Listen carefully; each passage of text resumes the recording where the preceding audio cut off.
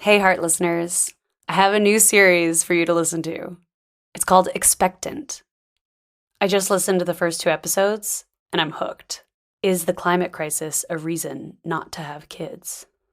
It's a beautiful new series that sits on the fence between imagination and reality, between becoming a parent during the climate crisis and staying child-free.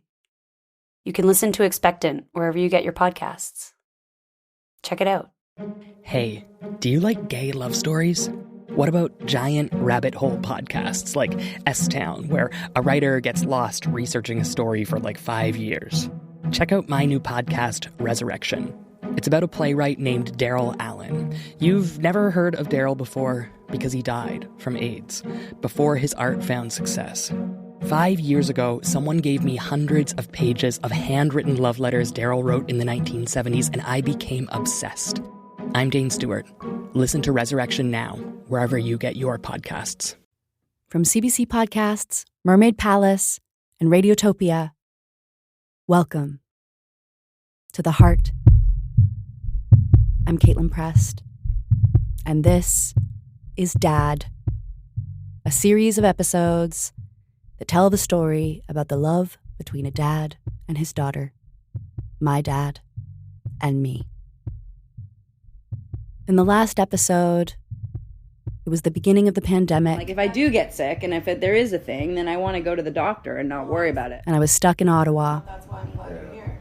During that period, there wasn't really a lot of people to hang out with. There wasn't really a lot of things to do. So I decided that I would interview my dad. It was supposed to be an interview about where we learn power. You are a power dynamic, Caitlin. What do you mean by that, Dad?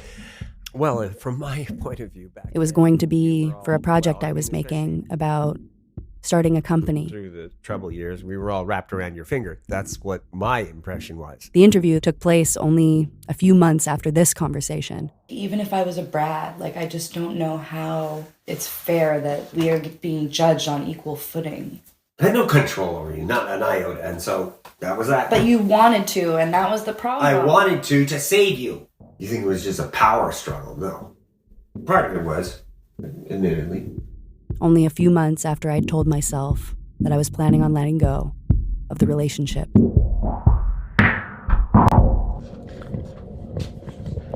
Interview number 1 with Greg. Greg? Daddy.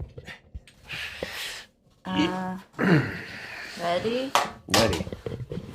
Hi, Daddy. Hi.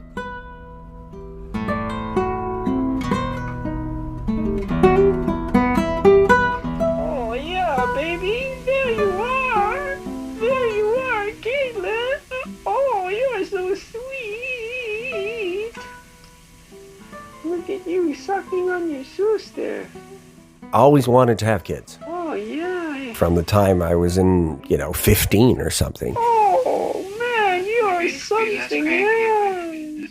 Welcome to the world of Caitlin. And so when Caitlin was born, Caitlin the Mary Press. oh, geez, it's just You wonderful person, you. mind-blowing. So here we are at the end of August in 1987, and time for your next installment of Caitlin's Follies. Yes, and you're going to be seeing all kinds of interesting things. Her on a swing for the first time, her sliding down a slide. You're going to see her at 1 year and 1 month old now.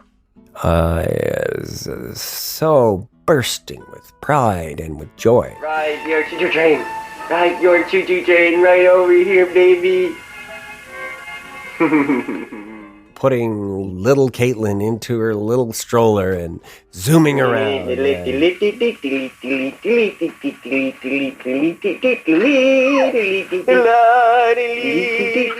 Throwing her up in the air and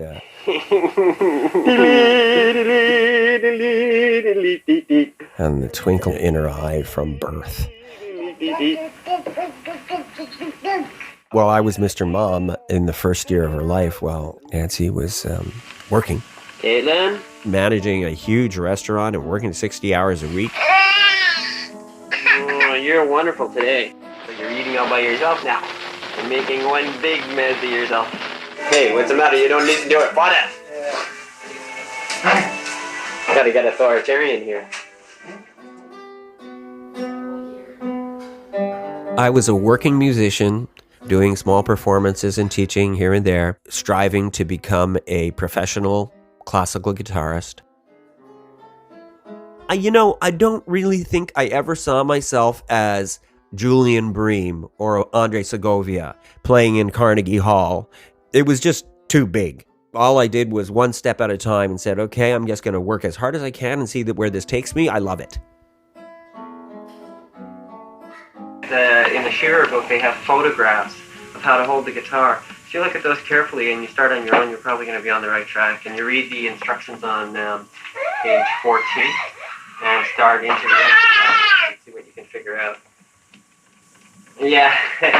While she's in her playpen, I'm practicing my guitar, working on my music, being there in the same room, like all day, every day, A real bond. Felt a real bond being formed. Where's Caitlin? Right here. Hi. Hi. What do you say? I'm here. And in the first year of Caitlin's life, I probably made maximum $12,000 with all my endeavors. You're smiling, Natalie. Yeah. You're smiling, Natalie. Daddy, Come on, Natalie. Kate, come on. I don't want to. When Natalie was born, Nancy quit her job so that she could take on being a mother full time. Basically, she was supporting me. So at some point after 10 years of supporting, it wasn't really taking off. For any classical guitarist, like even now, it's like the hockey players that their dream is to be in the NHL. Nancy said, okay, you got to get a real job. Subdominant 7, the 7. Started teaching in high school when I was 31, I think. 1. Ready? Everybody 120 yard. Who's going to do 128? Ready, steady. 1, 2, 3, go.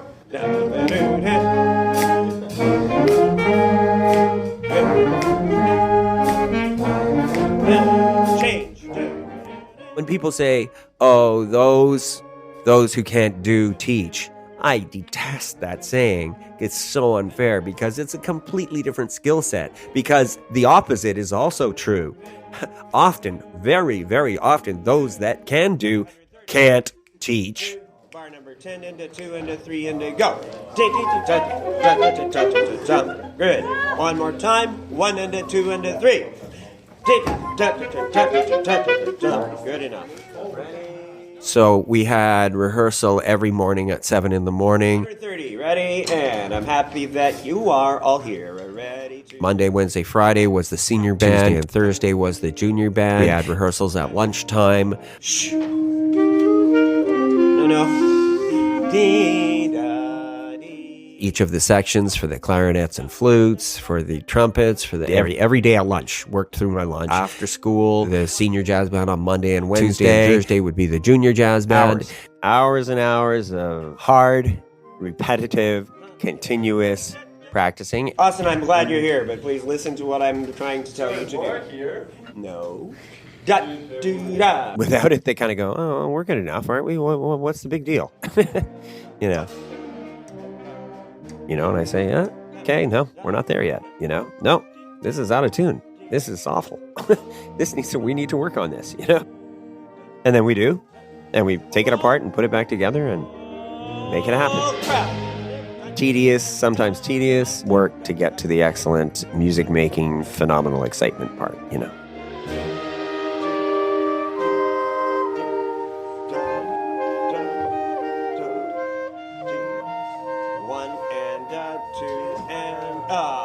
One, two, no percussion because you guys are totally off. 1 and 2 and 1, 2, 3, go.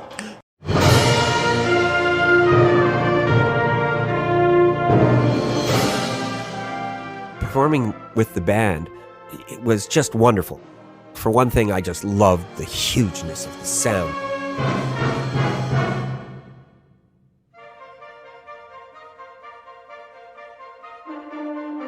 I finally had a kid that was a phenomenal tuba player, which you cannot have a great band without an excellent tuba. And then I find out a week before festival that we'd been preparing for 3 months. And he says, "Sir, yep, my family's going to Florida and we're leaving the week before March break, so I won't be there for festival." I was horrified. I was just aghast. It's like the rug is ripped right out from under you. Here I was just riding on the wave of how we were going to sound so fantastic. No possible way we could replace that sound. It's just irreplaceable. Well, I suggested that they change their airline tickets, but that didn't really go over that well.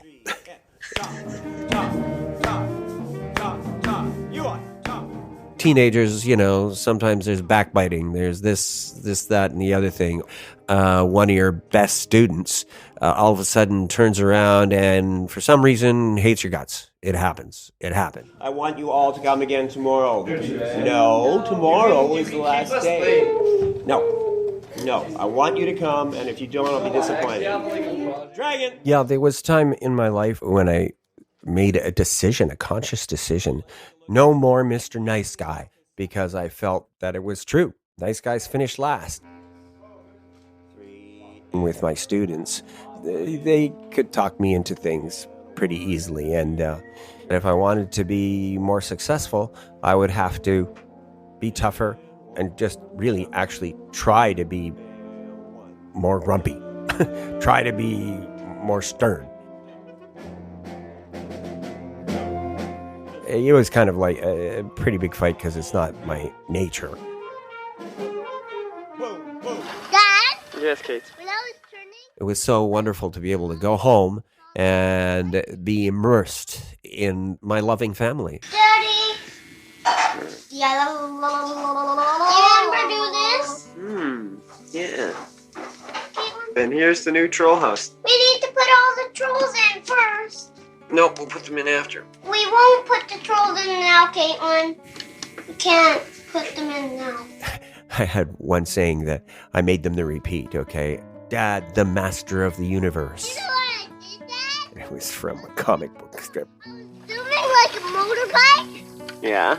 and then I went like this. Said it's all you can eat pizza, and Caitlin's been here for 3 days. See?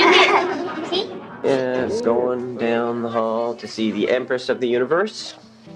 Wait. Sitting on her. I'll get it closer. If anything, I was preferential toward Caitlin because she's so much like me. Is it on? Yes, it is on.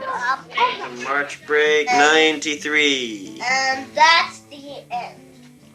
Caitlin of the year 2000, hopefully you're pretty by then. Oh, you're pretty now. You're beautiful. And hopefully your breasts have grown. Caitlin, I'm going to cut that part. Say hi. I'm not very good at the commentary thing. We'll put them in after. We won't put the trolls in now, Caitlin. I'm going to. We started to disagree, and She's just doing it now. Just a second, Caitlin. I'm getting very angry, Dad. Hey, Caitlin, you being such a cranky person. I'm not supposed to put it on tape. This is practice. This show is sponsored by BetterHelp. I consider myself a personal advocate for therapy. Therapy can give you tools to find more balance in your life so you can support the people you love without leaving yourself behind. Taking the first step towards therapy can be the hardest part. Go to BetterHelp.com, take a short quiz, and they'll match you with a licensed therapist. Just like any romantic or creative relationship, finding the right person can be a daunting challenge. BetterHelp makes it easy to switch therapists at any time with no fee. Find more balance with BetterHelp. Visit betterhelp.com/heart today to get 10% off your first month. That's BetterHelp, HELP.com/heart. I've heard Caitlin refer to this as the moment that she realized we were people. Our sink, our dirty pots, our dishwasher with lots of ants in it. No. There's no ants in there now. Well, there was. And not people, but just people. Daddy put a stop to that. What happens later? They go in the oven? No. No, they just dry. Right. Tape, you have to say weird things. Yes? Like you have to say weird things, like to make it entertaining for the people watching. Oh, I Just see. And here we are on the Grand Banks. Yes, Caitlin, walk with your shoes there, Kate. They're really not mine. See those lines going across? Dad, you better watch out. What a picture, Dad. Say bye to the camera. Say bye. Oh, please. And there's Caitlin in her mini. Oh, Dad. I like to say, I had twice as much hair before the dark years of Caitlin. I said white, she said black. That song by the Beatles. I say yes, you say no. No more internet. She said, the hell with that, basically. Yeah, I'm on here and I'm in the middle of this. We'd say university and she'd say, what? You can't go until, you've cleaned your room, was the big one. Nobody goes to university, none of the people who were her friends at that point. I asked her to clean her room. And she actually did it. It's not good enough. There's still a hanger on the floor. There's still some clothes shoved under the bed. No, that's not quality. Quality is you look underneath the table to see. What I was trying to teach was quality, not being a piss ass. It was my standard procedure to say, no, you can't go until. You can't use the computer until you clean your room. On one condition, that you keep it clean. No more internet. Grounded. You're grounded for a week. You're grounded for 2 weeks. Yeah, as if. From my point of view, the dad was the boss. In her mind, nothing was ever going to be good enough. The parents were the bosses. So fuck it. Not just the dad. Fuck it all. Being on the front lawn in front of our house. Well, the lawn, I was going to mention that because it was more like a patch of weeds that I would cut and was trying to develop into grass. But on a cold day in September, dark, and just ripping strips off each other, screaming our heads off at the top of our lungs, calling me the PR word, you called me a fucking prick. Yeah, right, from my 15-year-old at the top of her lungs. Yeah. And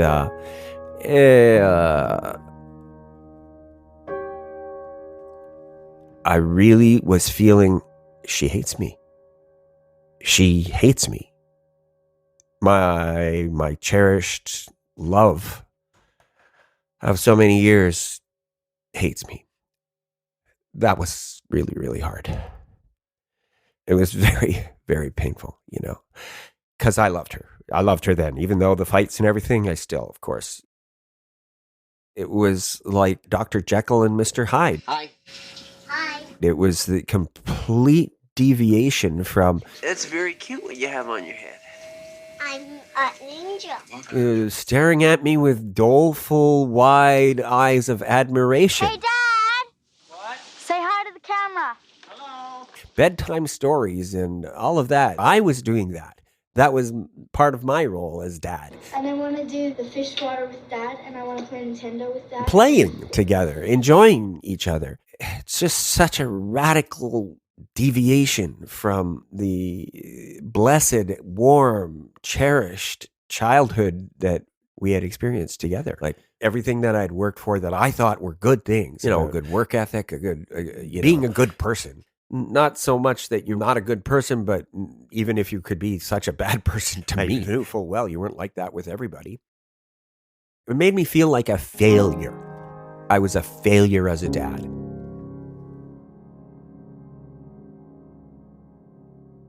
People lash out when they're hurting and when they're hurt. And that was a lot of the cause, too, of my exasperation and tipping the balance toward anger. Don't really remember whether there was any times where I literally, physically tried to drag her. But it sure felt like bad. Screaming by the hair kind of thing, or, grabbing the arm and forcefully pulling. I felt that I was being pushed to the side. Ignored is not a strong enough word. Viciously, not just challenged, viciously defied, disobeying the patriarch. It was my house, my castle, right? I was the father. I had a lot of misogynistic kind of views at the time, uncurrent. But there was yelling and yelling and yelling. Louder and louder and louder until I was screaming my head off, and really bad. Well, we had a stupendous fight. It still sticks in my mind as one of the worst moments of that period. She was on the computer, on the internet. And I said, Okay, well, if you don't clean your room, you can't use the computer until you clean your room, which I felt was completely reasonable. We're not talking corporal punishment. So I went to pull the, used to be connected to the phone line, right? So I went to pull the plug on the computer, right? Caitlin attacked me. I responded by grabbing her and holding her. We were thrashing and somehow moved out to the living room, and I ended up throwing Caitlin on the ground. And realized then that, okay, this was abuse. This was physical abuse, and I was responsible. We decided to go to family counseling, Caitlin, Nancy, and I.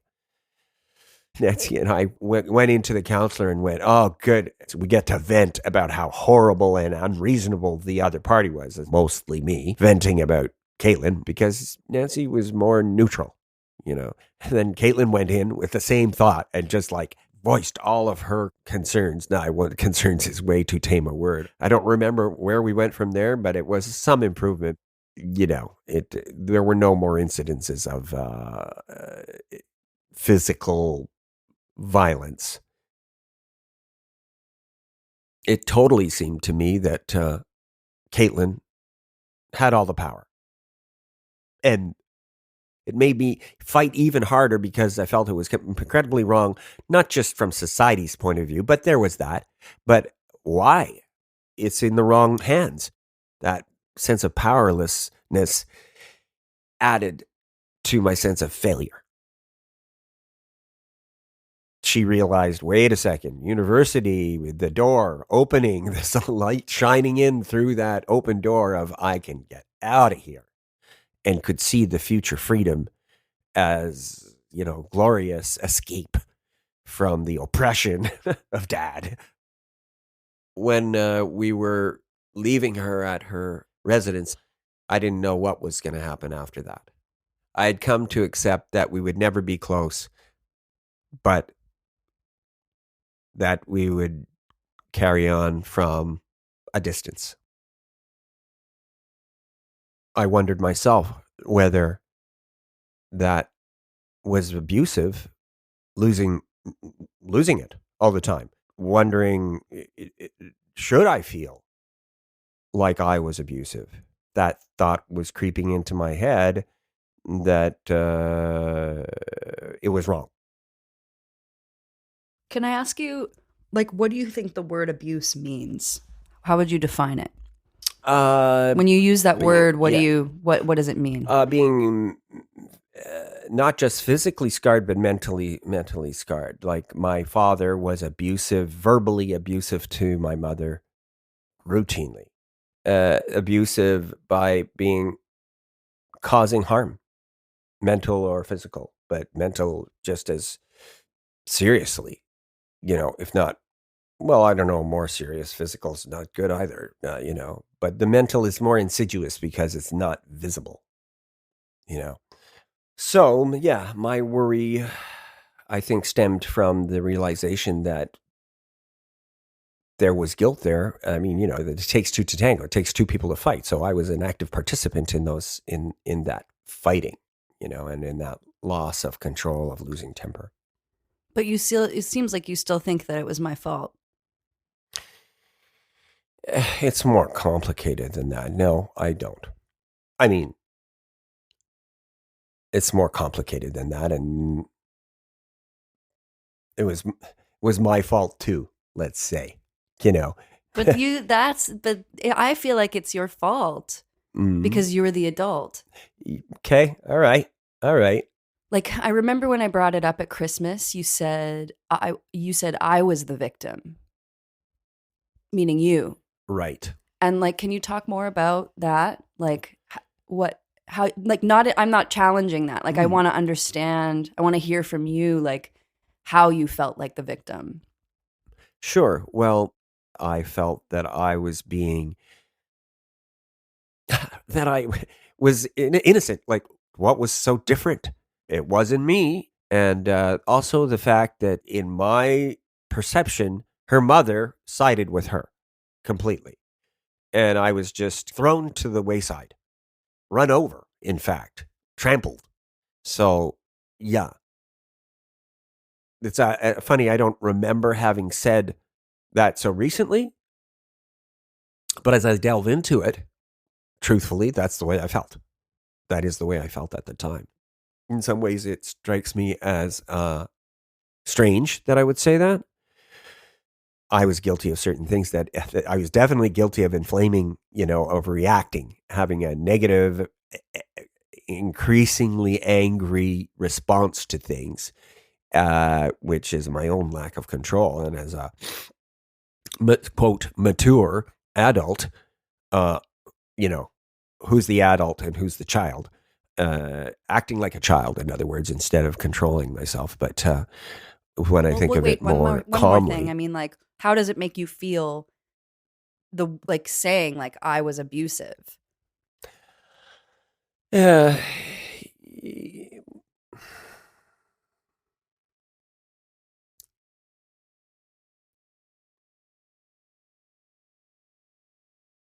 It makes me feel sorry that I didn't get it at the time because things could have been better.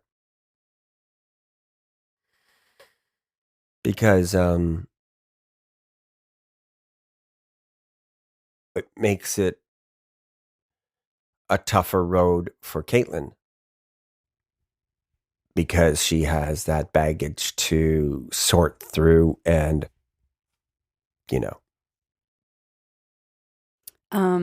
So going back to, can you tell me about like the first time, like tell me about wanting to be a dad?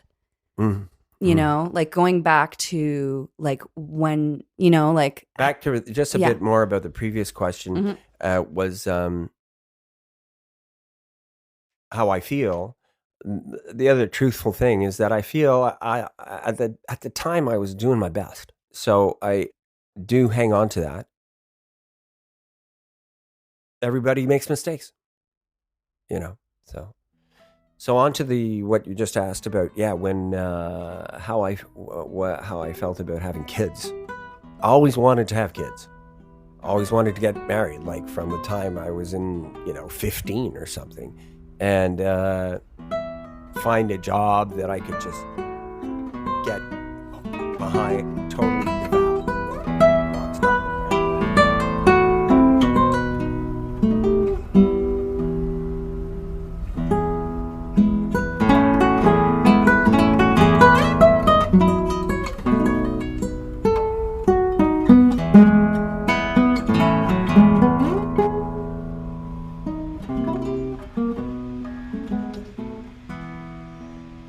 It's a good recording, actually.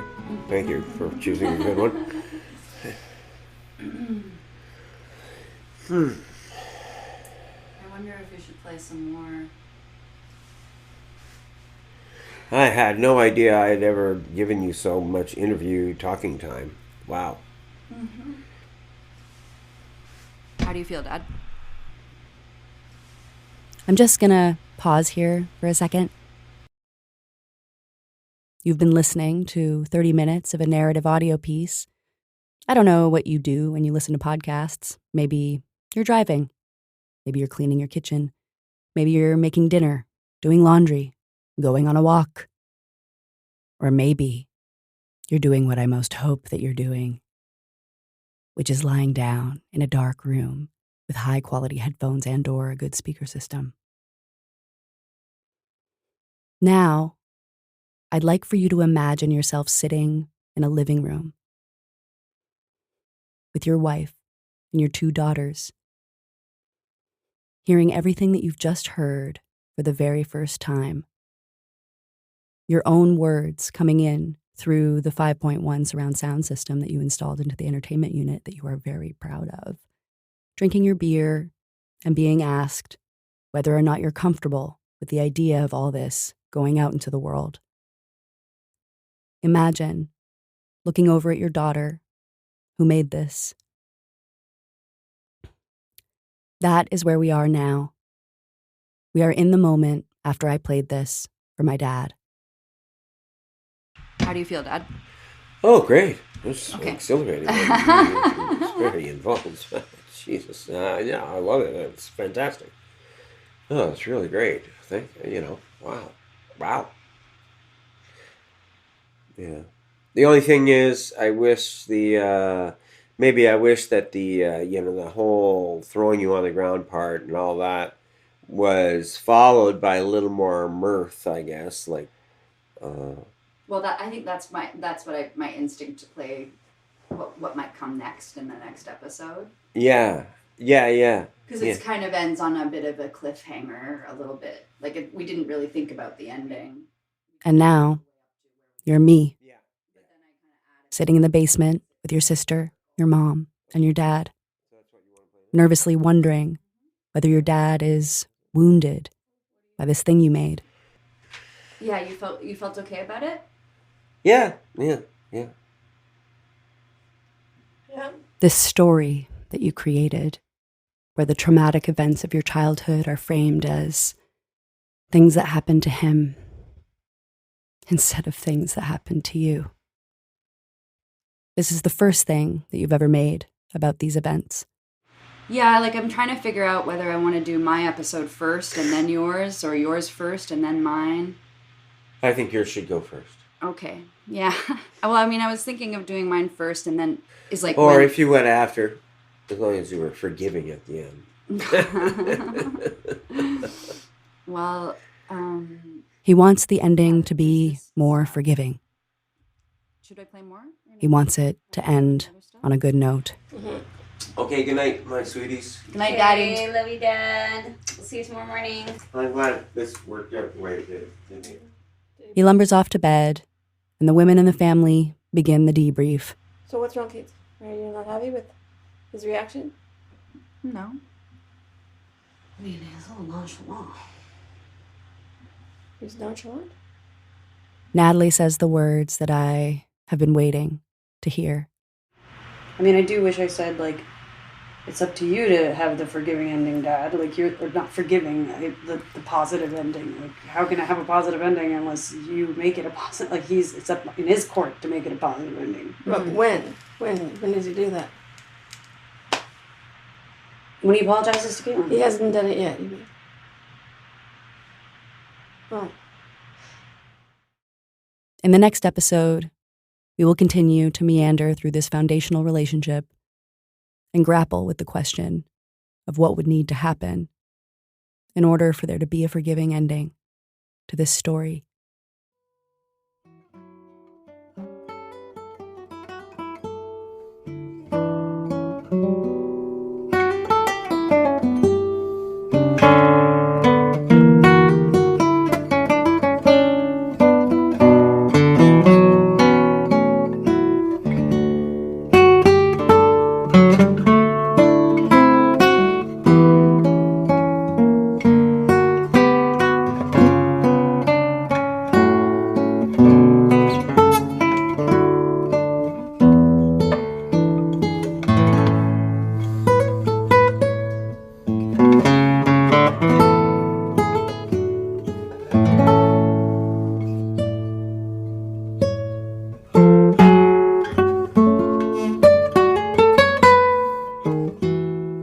Dad.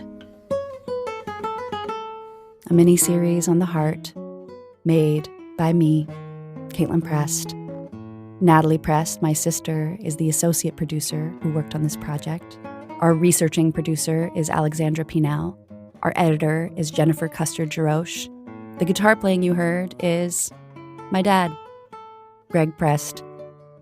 If you want to follow me on Instagram, you can follow me at Caitlin Prest. If you want to donate to the Heart or Mermaid Palace, go to mermaidpalace.org. This season of The Heart is a production of CBC Podcasts in collaboration with Mermaid Palace. That's my company. The Heart is a proud member of Radiotopia.